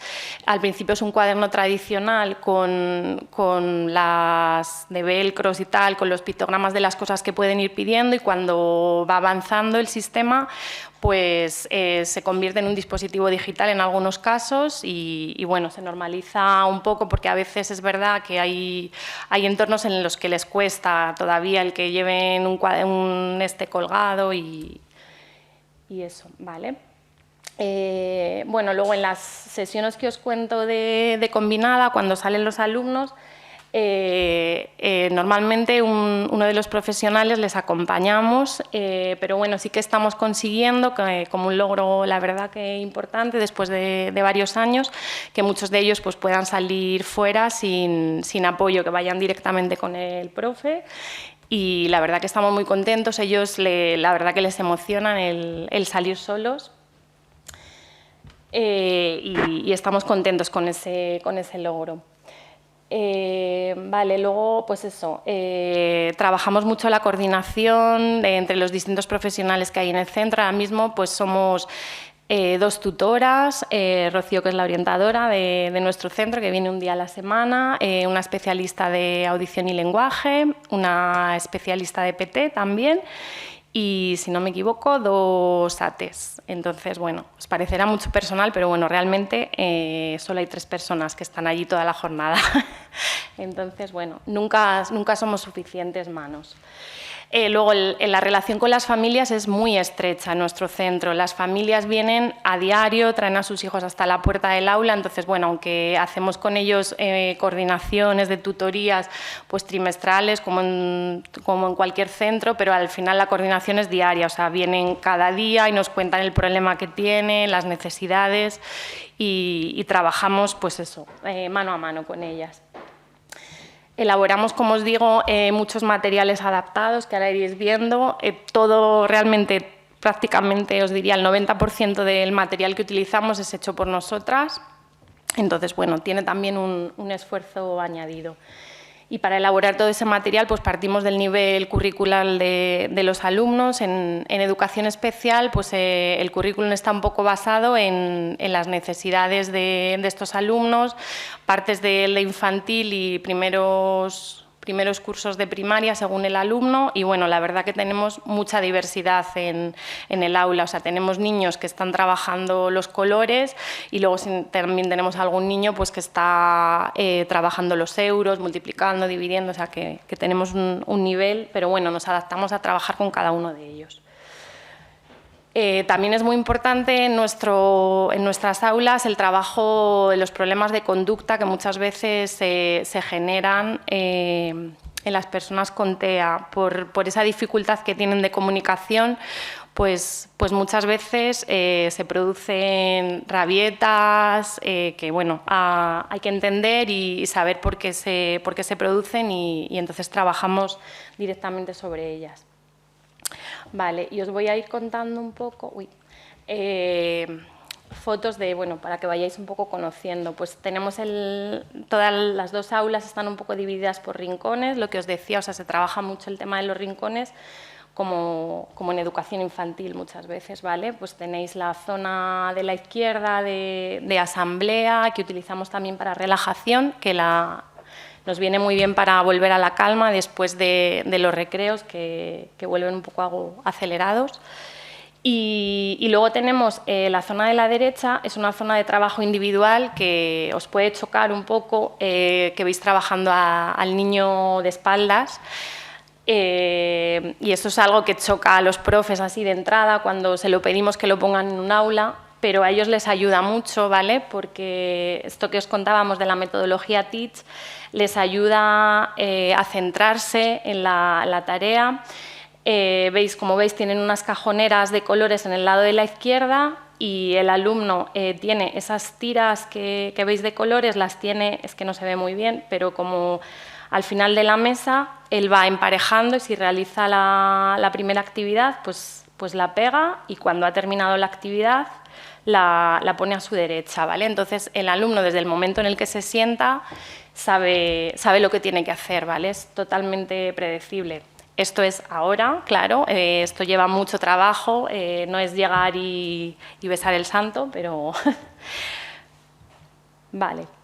Y eso, veis, las zonas de trabajo individual pues son diferentes y adaptadas a cada niño. Por ejemplo, veis una, la de la derecha, que está al revés, que está en vez de cara a la pared está al revés, pero en este caso era un niño que se columpiaba todo el rato, entonces nos vino bien hacerlo así, porque si no se caía para atrás. Y bueno, como veis, el de la izquierda que os comentaba, empareja colores, pero el del medio, por ejemplo, pues lo hace emparejando números, entonces esto se hace un poco adaptado al nivel de cada niño, ¿vale? Y, por ejemplo, esas manos que veis en la mesa del centro, pues es para un niño que estaba todo el rato con las manos ahí y tal, y le haces manos quietas, y es un recurso que nos funcionaba bastante bien. Vale, el tema de los horarios, bueno, esto daría para rato bastante, ¿vale? El horario es totalmente personalizado. Muchas veces hablamos de autismo y decimos, niño con autismo, pictogramas, ¿vale? Pues hay que ver, nosotros pasamos una prueba que vemos un poco el nivel que tiene ese alumno para comprender si comprende objetos reales, si comprende pictogramas, si comprende fotografías, y entonces a través de eso utilizamos el sistema que sea, ¿vale? Este alumno, por ejemplo, pues como veis en la parte de arriba tiene lo que es el horario de todas las actividades que va a realizar y luego en cada rincón de la clase tiene un pictograma grande en el que cuando va a realizar esa actividad la empareja, ¿vale? Y a él le funciona muy bien y cuando ha terminado la actividad, en esa huchita que veis roja, lo guarda. Y la verdad que funciona muy bien. Al principio, pues eso, hay que estar súper encima porque no lo hacen de manera autónoma, como es lógico, pero ya sí, o sea, ya es muy autónomo en esto. Este, por ejemplo, lo he puesto porque en este niño, por ejemplo, ha habido mucha evolución, ¿vale? Empezamos con objetos en miniatura, como veis. Yo qué sé, pues el colgante este de las toallitas lo utilizamos para sentarle en el baño, el vasito ese para cuando salimos a tomar algo, que es algo, por ejemplo, que trabajamos mucho para que las familias también puedan salir con ellos, hacer ese tipo de actividades. El flotador para ir a la piscina y el colgante se le usamos para las excursiones, ¿vale? Pues al principio tenía todos estos objetos colocados en esas cajas que veis en la ventana, ¿vale? Pero ahora hemos hecho una transición y ahora mismo el alumno ha dejado de utilizar esos objetos reales y utiliza la foto de esos pictogramas, ¿vale? Y lo tiene totalmente adquirido. Vale, y esto sería el sistema de comunicación que os he comentado, pues eso, el de la izquierda es el cuaderno tradicional que utilizamos con los alumnos. Y entonces, pues cada uno tiene un vocabulario de las cosas que pide, ¿vale? Que las necesidades que tiene. Está, como veis, una tirita roja que hay porque lo tenemos categorizado pues, por alimentos, por distintas actividades que hace, ¿vale? Entonces, cogería el pictograma, lo colocaría en la tira de abajo y nos la entregaría, ¿vale?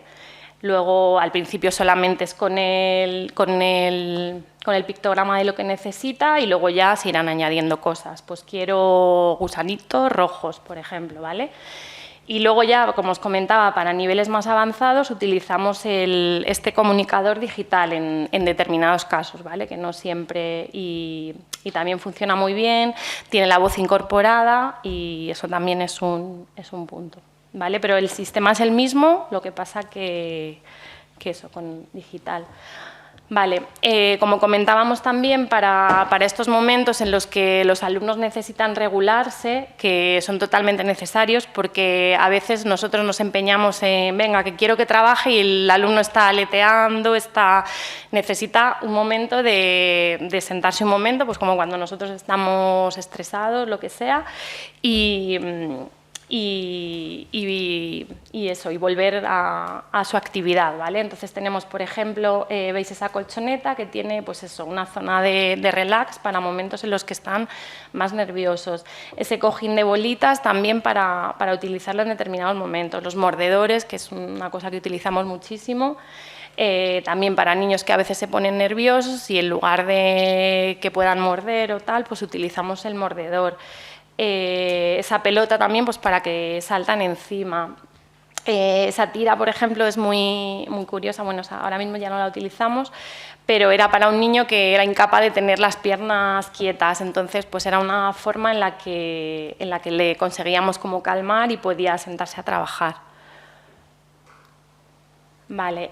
Estas tiras, por ejemplo, nos han funcionado súper bien porque, pues era, yo qué sé, por ejemplo, uno de los niños le pedíamos, pues quítate la sudadera porque hace mucho calor, y era imposible, o sea, se enfadaba muchísimo. Y entonces, a través de estas tiras, pues le decimos, venga, hace calor, nos quitamos el jersey, me quedo en camiseta, y ahora ya, de hecho, hemos conseguido que en cuanto le dices, hace calor, hay que quitarse la camiseta, se lo quita sin más. Vale, luego también con otro de los alumnos teníamos un problema de que le picaba mucho la cabeza y le tuvimos que estar echando unas cosas en la cabeza, y lo mismo, a través de esto conseguimos que fuera mucho más fácil. Vale, más estrategias que utilizamos. Por ejemplo, esta de la izquierda es con un alumno que a veces se ponía a trabajar y le faltaba algo, yo qué sé, pues tengo que hacer, trabajar en el cuaderno unas fichas, y no le poníamos lápiz porque se nos olvidaba, y se podía tirar 2 horas y media mirando la pared porque no tenía lápiz, pero tampoco te lo pedía. Y entonces, bueno, le hemos puesto esto para que él se acuerde. ¿Qué necesito? Quiero un lápiz, quiero un rotulador, unas tijeras, lo que necesite, ¿vale? O cuando, por ejemplo, están almorzando, pues a veces le llevas solo el almuerzo y se te olvida llevarle el agua o alguna otra cosa que quiera, y entonces, pues a través de esto hemos conseguido pues que lo pida bastante más, ¿vale? Luego, el tema de las emociones es muy complejo también trabajarlo con ello, y hemos creado estos paneles de emociones con todas las personas que trabajan con ellos. Nos hemos hecho todos fotos, contentos, enfadados. Bueno, ahí os pongo un poco de las profesionales. Y entonces, en los momentos naturales, pues ves, ahora mismo estamos enfadados. ¿Cómo estoy? Estoy enfadada, y lo vemos en el momento natural. Vale, esto es un material que lo utilizamos muchísimo y nos dio muy buen resultado, que es un panel musical que tenemos larguísimo, en el que, bueno, como veis, hay canciones de todo tipo, o sea, tenemos reggaetón, canciones infantiles, de todo, bueno, lo que les gusta. Entonces, en determinados momentos pues como premio, cuando acaban de trabajar, veis que arriba a la derecha hay como esa especie de partitura en la que les dejamos pues que elijan 4 canciones. Tenemos otra tira en la que pueden elegir 3 canciones. Entonces, ellos nos eligen y buscan la canción, porque muchas veces pues a lo mejor se enfadaban porque no sabíamos qué canción querían escuchar en ese momento, y entonces a través de esto pues les damos esa libertad de elección. Igual, pues pueden elegir, por ejemplo, esto es del aula que hemos abierto hace poquito. La parte esta amarilla, pues tienen la canción que quieren cantar en el momento de la asamblea de la mañana. Entonces, ellos pueden elegirla. Luego, el cuento que quieren elegir. Entonces, el protagonista que hay ese día en la asamblea puede elegir esas dos opciones, ¿vale? Elegir qué canción quiere cantar y elegir qué cuento quiere. Y esto les ayuda, pues eso, a que sea pues mucho más predecible el momento y más tranquilo para ellos. Y bueno, lo que os decía, que hacíamos todos los materiales, bueno, nosotras, vamos, si nos veis el aula, los altillos de los armarios, parece que tenemos síndrome de Diógenes. Cogemos todas las cajas, todos los botes, todos los tapones, porque lo utilizamos para hacer un montón de materiales. Y eso, sobre todo, trabajamos con este tipo de materiales manipulativos, ¿vale? Tenemos, por ejemplo, un alumno que su mayor interés son los autobuses. Pues le queremos enseñar el número anterior y posterior, pues utilizamos ese material que le va a llamar mucho la atención, ¿vale? Y luego, para los niveles más bajitos, pues tenemos, como veis, todo reciclado, pues que estamos materiales para trabajar la motricidad fina, para trabajar los colores y todo eso, ¿vale? Luego, con este material, por ejemplo, de la izquierda, es una máquina de sumas que lo hemos estado trabajando con uno de los alumnos, y como su tema también de interés eran los muñecos Playmobil, pues lo hemos trabajado, se mete en cada uno de los tubos el número que indica y al final saca del cajón pues el total de la suma, ¿vale? Y la verdad que nos ha servido, o sea, le costaba muchísimo sumar y ahora nada, lo hace perfecto ya sin máquina y sin nada, estamos trabajando la resta. Y bueno, distintos materiales, ya os digo que para ello se utilizan muchísimo todos estos materiales manipulativos. ¿Veis? Por ejemplo, este sol, que pues eso, para trabajar las letras y tiene, pues como veis, se pueden quitar los pictogramas y para que pues complejizar un poco la tarea. El otro, por ejemplo, pues con un alumno que está trabajando el ordenar alfabéticamente. O sea, como veis, es como muy variado el nivel y los materiales que utilizamos. Para trabajar algo tan complejo como el tiempo, para ellos, ¿vale? Hemos hecho este material para trabajar eso, el pasado, el presente y el futuro. Ha sido muy complejo trabajarlo, pero es verdad que lo ha entendido muy bien el alumno. Con acontecimientos de su vida diaria, pues eso, hace tiempo me fui de viaje a Oporto. ¿Qué cosas estoy haciendo ahora? Lo que haré en el futuro. Pues lo hemos ido trabajando y lo ha entendido muy bien. Y bueno, eso ha sido... He corrido mucho, no sé si... Pero bueno, os quería contar todo y no robar tiempo. Y no sé si tenéis alguna duda. Nada, yo os he puesto mi correo, el teléfono del centro. Estamos abiertos a que venga cualquier persona. Nos encantan las visitas y estamos encantados de que venga cualquiera a visitarnos. Bueno, pues muchas gracias. Nosotros hemos ido a visitarlos hace muy poquito, ¿verdad? En la jornada de puertas abiertas. Sí, en la jornada de puertas abiertas, porque bueno, yo imparto la asignatura de atención al alumno con necesidades educativas especiales en el grado de educación infantil, además de la mención de PT de primaria, con lo cual, bueno, pues estoy muy relacionada con todo esto y soy una profe muy pesada, que estoy todo el día diciéndoles que tienen que venir a estas jornadas y tienen sobre todo que acercarse a esa parte de la realidad, que es un poco lo que nos acabas de contar. Y justamente ha habido una cuestión que nos has contado, que además nos hemos mirado, ¿verdad, Sergio?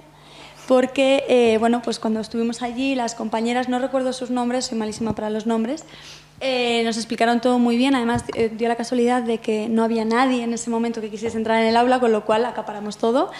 Pero al salir hubo un comentario, además, que yo creo que fuimos 6 o 7, ¿verdad? Un comentario que era, Ana, ¿te has fijado que tienen el código que tenéis para abrir y cerrar las puertas? Y claro, se quedaron todos como, Ana, ¿no? Sí, es que además me decían, ¿me he quedado? Es que no. Entonces también les expliqué un poquito. Y ahora justo cuando lo has dicho, ha dicho, sí, ahora ya lo normalizo, ¿no? Pero en ese momento no entendía la utilidad que podía llegar a tener. Entonces, bueno, pues todas estas pequeñas cosas que nos has ido contando creo que son muy interesantes, sobre todo para aquellas personas que no están tan familiarizadas con este tema. Y a mí me ha dado mucha curiosidad, mientras estabas hablando, que contáis con un montón de recursos, las compañeras nos enseñaron muchísimos recursos, que decía, madre mía, qué locura. ¿Cómo se hace la gestión de imprevistos? Porque nos decíais que teníais todo el panel, el control, pero claro, a mí, por ejemplo, se me ha ocurrido con un ejemplo, yo sé muchos ejemplos.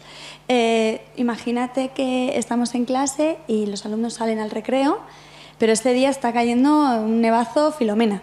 Entonces no podemos salir a ese espacio que nosotros hemos anticipado, que es el recreo, ¿no? el patio. ¿Cómo lo hacemos con los alumnos? Bueno, pues justo el tema del recreo, pues lo hacemos porque hay un maravilloso techado y ese día pues no se pueden mover por el patio, pero están en ese trozo. Pero mira, por ejemplo, sí que hay una cosa que estamos trabajando mucho con ellos. Ahora mismo tenemos en el aula un alumno que sí que está teniendo problemas de conducta y a veces cuando bueno, se salen un poco y tal, sacamos al resto de alumnos del aula y les llevamos al otro aula. Entonces lo estamos trabajando, anticipándoselo con el pictograma en ese momento. Venga, nos vamos a Trébol 2 y es verdad que ya lo han entendido muy bien. A ver, el tema de la anticipación, pues eso, en imprevistos es complicado porque... Pero eso, a través de la imagen lo están entendiendo muy bien y no se enfadan. Genial, muchísimas gracias. ¿Puedo decir algo sobre esto? Es que una vez que ellos entienden su sistema individualizado, meterles uno entre medias es muy fácil. Las secuencias que habéis visto son movibles, entonces a veces le quitas uno con él, vas con él a su horario y le quitas un picto y le pones otro. Lo siento mucho, Antoñito, pero en vez de patio hoy toca y se enfadan como cualquier otro alumno. Porque quieren eso, claro. Lo importante no es prevenir enfados, es que entiendan. Y que entiendan quién manda, quién dirige el horario, que también nos pasa. Que de hecho, ellos mismos, claro, no les gusta una actividad, en ese que os he enseñado naranja, y tapa todo y se pone la tablet. Entonces, que para que veáis el nivel, que lo entienden muy bien. Siempre cambiar las cosas. Genial, muchísimas gracias.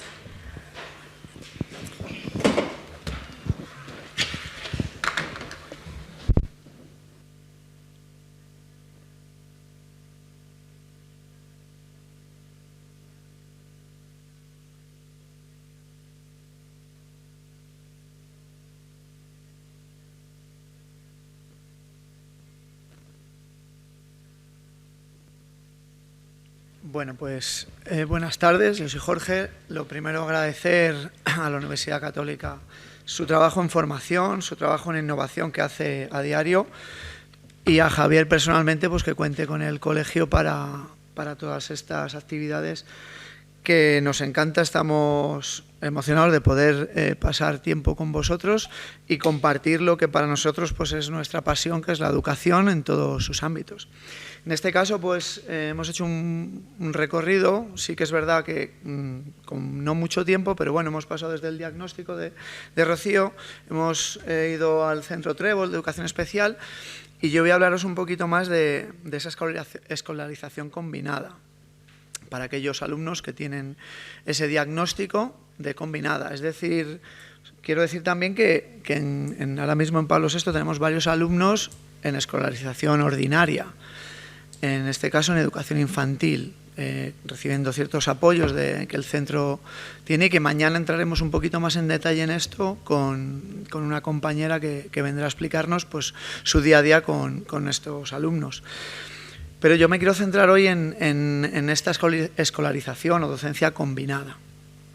Para partir de esto, sí que me gustaría pues, comentar que tenemos un punto de partida básico, que sería un protocolo de gestión.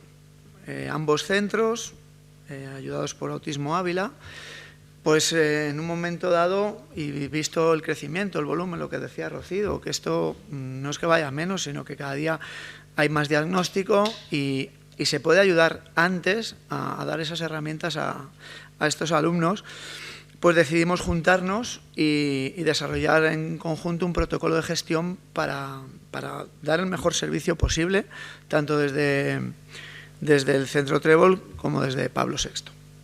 A partir de aquí marcamos como 3 líneas maestras que iban a ser la estrategia a seguir en este protocolo, que sería la planificación, el trabajo en equipo y no perder de vista nunca ese objetivo principal. En cuanto a la planificación, pues lo están diciendo con los alumnos, la anticipación, pero es que yo creo que para que un proceso funcione y un proyecto, creo que todos tenemos que tener esa anticipación y esa planificación. Yo creo que en educación la improvisación es necesaria, pero cuando surge un imprevisto, no de antemano. Entonces, hemos creído, tanto la dirección de Trébol como la dirección de Pablo VI, que esta planificación curso a curso es importantísima. Y yo creo que estamos ahora recogiendo resultados pues de una siembra que se ha hecho hace un tiempo y que vamos viendo cierta mejoría en algunos aspectos. En esta planificación pues entraría ver qué número de alumnos vamos a tener en esta combinada, en qué cursos, qué docentes tenemos, qué aulas, qué espacios, qué horarios, que es un gran trastorno el tema de los horarios. Entonces, bueno, a partir de esa primera planificación ya todo van a ser modificaciones o adaptaciones de una planificación inicial. Después, importantísimo el trabajo en equipo, y no de las direcciones, trabajo en equipo de las instituciones, de las entidades, porque todos aquellos que intervenimos en esta educación formamos parte o ponemos nuestro granito de arena en lo que Rocío marcaba, en buscar que estos alumnos tengan una mejor gestión, más autonomía, un crecimiento, un aprendizaje. Entonces, ese trabajo en equipo va desde las familias, la asociación, Centro Trébol, Colegio Pablo VI, educadores del centro, educadores de Pablo VI, monitores de comedor, todo el mundo tiene que trabajar en equipo y tenemos que ir hacia el mismo objetivo. Y esa es otra de las líneas estratégicas que nos marcamos. Y luego, pues no perder de vista el objetivo principal, que además está legislado. O sea, es que viene legislado. Y yo resalto aquí que tenemos que buscar el desarrollo de las competencias básicas, sobre todo en autonomía, comunicación y socialización. Es decir, vamos a buscar una mejora de estas habilidades adaptativas. Y este tiene que ser nuestro objetivo, del que no tenemos que perder la mirada, porque si nos perdemos en otros aspectos que puedan rodear este tipo de educación, no vamos a ser capaces de llegar a esto. Entonces, poniendo esta finalidad, este objetivo como base y con esa planificación y ese trabajo en equipo, pues creo que podemos lograr grandes metas. Y a partir de aquí, pues empezamos a desarrollar este documento dando unos primeros pasos. Veíamos que para una buena planificación y llegar a un buen objetivo, comunicación fluida entre centros, fundamental. Y a partir de ahí, pues establecimos varias coordinaciones. Una siempre al inicio del curso, en septiembre, entre las dos direcciones, donde íbamos a revisar este protocolo, este marco que nos habíamos pautado. Vamos a ver qué ha funcionado, vamos a ver qué no está funcionando como debe y qué acciones de mejora podemos implementar desde las direcciones a este proceso. Además, una vez al trimestre, nos juntamos también para ir evaluando pues el avance de los chicos, de los docentes, de los educadores. Todo lo que nos va llegando, pues lo ponemos sobre la mesa y vamos buscando soluciones a los problemas y vamos reforzándonos en las medidas que hemos ido tomando para llegar a esta mejora. También se establecieron ciertas responsabilidades de los centros, de los tutores, de los docentes que imparten clase tanto en Pablo VI, en esta educación combinada, como en el Centro Trébol.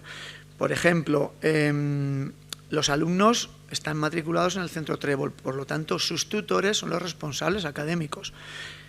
Pero en la docencia combinada, los docentes de Pablo VI tienen ciertas responsabilidades. Por ejemplo, coordinarse con esos profesores del Centro Trébol para poder adaptar toda la programación que llevemos de aula y que los alumnos pues, puedan realizar las actividades con esas adaptaciones y que no perdamos el tiempo de aula. Entonces, bueno, una vez establecidas estas reuniones y ya esas responsabilidades, se transmite a los compañeros. Encontramos, como decía antes Rocío, creo que lo ha dicho, diferentes criterios a veces. Bueno, para eso hay dos direcciones en dos centros que tienen el apoyo de la asociación, tenemos el apoyo también de nuestra orientación en Pablo VI para tomar los caminos a seguir y dar ciertas directrices. Después de estos primeros pasos, introducimos el protocolo de asignación. ¿Qué significa esto? Tenemos que ver qué alumnos tenemos del Centro Trébol que van a estar en las aulas de Pablo VI en ciertos momentos. Entonces, para esto, y viendo errores que hemos ido cometiendo y viendo volumen de alumnos que vamos teniendo, viendo también dificultades que hemos ido encontrando en el camino, pues decidimos marcar como 6 puntos claros que tenemos que tener en cuenta. El primero, las aulas, tanto como entorno físico, que aulas son más grandes, están mejor preparadas para recibir alumnos, como el aula a nivel de niños, es decir, qué alumnos tengo de referencia, porque ya han estado con este alumno que se va a incorporar, ya tienen referentes dentro de ese grupo base de clase. También tenemos como docentes, yo sé qué alumnos o qué aulas tengo alumnos con más sensibilidad hacia esta integración. Entonces, metemos todo eso en la coctelera y vamos viendo dentro de los cursos que van a cursar los alumnos del Centro Trébol, en qué aulas los podemos incluir mejor. Pablo VI es un colegio de línea 3, desde primero de guardería, un añito, hasta cuarto de la ESO. Con lo cual tenemos, dentro de lo difícil que es, tenemos un abanico grande para poder decir, pues a lo mejor este alumno cuadra más en tercero C por esto, esto y esto, y este otro en sexto A. Entonces, vamos jugando con ese parámetro de aulas. También de docentes. Está claro que si tenemos dentro de nuestro claustro de docentes gente bien formada en asuntos de educación especial, audición y lenguaje, PT, bueno, pues yo que me incluyo en ese grupo, tenemos una sensibilidad especial a buscar este tipo de integración, de pautas, tenemos unos conocimientos, porque docente no tiene por qué saber de todo, y hoy en día se nos pide saber de todo. Es muy difícil. Tenemos que ser psicólogos en muchos momentos, profesores de educación especial en otros, gestores de contenido, gestores de material. Llega un momento en el que nos desbordamos. Entonces tenemos que buscar también ese perfil, porque nos va a ayudar a ir a ese objetivo inicial que nos hemos marcado, que es el desarrollo del alumno en ciertas competencias. Entonces, si somos capaces de gestionar aulas adecuadas con docentes bien preparados, pues ya nos pasaríamos al tercer punto, que serían qué áreas. Las áreas vienen por currículum y vienen un poco también en el dictamen de los alumnos, pero es verdad que, hablando entre centros, se pueden hacer ciertas modificaciones en cuanto a cuántos tiempos, cuántas horas. Vamos a dar una hora más en educación física que está funcionando muy bien y le quito una a lo mejor de plástica porque no está funcionando bien, o de música porque hay mucha disrupción en el aula. Entonces, estos tres parámetros hemos creído que son básicos. Y a partir de estos tres parámetros, para terminar ya este protocolo de asignación, pues tendríamos también el número de alumnos. Gracias a Dios, Pablo VI a día de hoy es un colegio con una ocupación casi del 100%. Entonces tenemos que ver qué aulas tenemos mejor preparadas a nivel de número de alumnos para poder incorporar alumnos en combinada. También tenemos que ver qué dificultades tiene cada aula. Podemos encontrarnos aulas con 2 TDAH, un alumno de dificultades y 3 alumnos muy disruptivos. Pues a lo mejor no es el mejor entorno de aula para una escolarización combinada. Entonces buscamos también, según ese número de alumnos, ese número o ese grupo de alumnos que ya requieren una atención especial, cuadrar lo mejor posible todo esto. Vemos también lo que decía antes, el número de sesiones que vamos a incorporar. Y luego, como no, pues siempre hay situaciones excepcionales. Dentro de este protocolo, pues nos podemos encontrar, como nos hemos encontrado, problemas en que dentro de esta escolarización un alumno TEA viene un día y por lo que sea tiene un mal día, y encima ese día en música estamos trabajando la percusión. Pues no es lo más adecuado. Bueno, pues dentro de este protocolo también hemos reflejado estas situaciones. Se plantea una actividad paralela en un lugar paralelo. No tenemos que forzar el decir, no, es que tiene que estar dentro del aula. No, tenemos que ir a ese objetivo principal. Esto ahora mismo está consiguiendo esta finalidad de desarrollar al máximo. No, le está generando al niño un estrés que no tiene que sentir. Entonces, con todo esto, vamos buscando esa mejora. También como situaciones excepcionales o especiales, las actividades complementarias. Intentamos de tener una coordinación entre docentes que a veces nos cuesta porque el día a día nos come, y lo hablamos muchas veces. No me he dado cuenta de informar al Centro Trébol de que hoy nos íbamos a esta actividad y han estado dando vueltas por el colegio buscando a tercero C. Bueno, pues hemos establecido un protocolo de manera que mensualmente vamos anticipando entre centros esas actividades.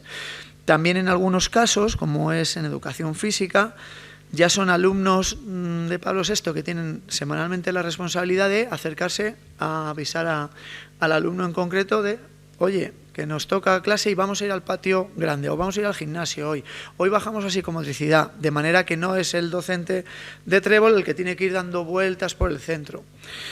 Y bueno, seguimos trabajando en este protocolo, seguimos intentando mejorarlo día a día. No es fácil porque encontramos muchas dificultades, pero es ilusionante. O sea, es algo que te lleva mucho. Hoy no me quiero alargar en las experiencias porque mañana vamos a contarlas. Mañana vamos a tener aquí compañeros del Centro Trébol, vamos a tener compañeros de Pablo VI, tanto en ordinaria con alumnos TEA como en combinada. Nos gustaría tener alguna familia también, que nos cuenten, tanto docentes, familias, cómo hacen todo este proceso, la realidad que nos encontramos, las dificultades y también lo que aporta. Tanto, no solo vamos a hablar de dificultades, también vamos a hablar de lo que aporta al grupo tener un alumno de estas características en el aula. Porque ya ves cosas en otros alumnos que no habríamos visto si no tuviéramos esta docencia combinada. Entonces a mí me ayuda a descubrir ciertos matices de mis alumnos, les genera ciertas cosas que incluso les abre visión de futuro propio personal y les da un crecimiento. Y por dejar también un tiempecito de preguntas, yo hoy tampoco me quería alargar mucho más.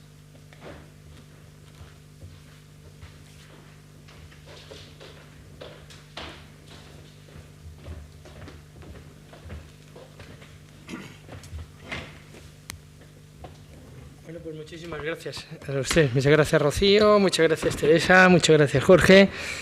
Yo creo que ha sido, antes de iniciar un diálogo o unas preguntas, yo creo que ha sido una exposición muy intensa, la verdad que ha sido intenso, pero os doy las gracias por la claridad, sobre todo por la calidad también de vuestras exposiciones y sobre todo porque está muy ajustada a la realidad, lógicamente, como hemos ido viendo.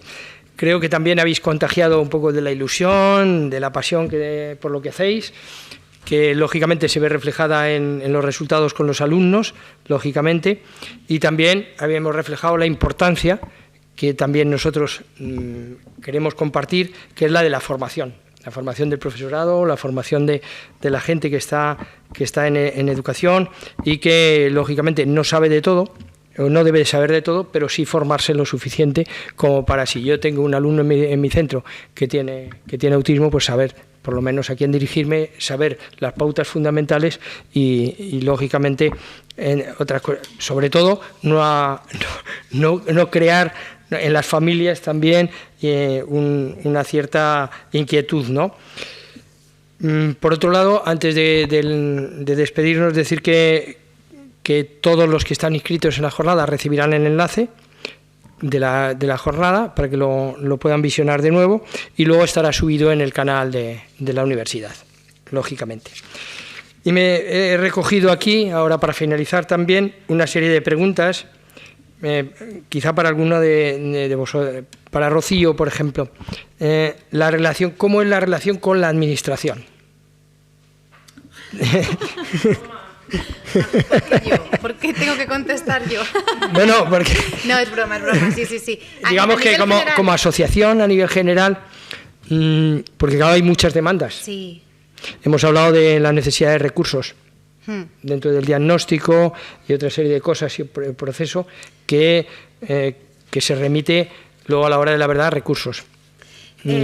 ¿Cómo es esa relación? Es muy dispar en función de qué tipo de administración. Nos relacionamos con todas, con educación, con sanidad,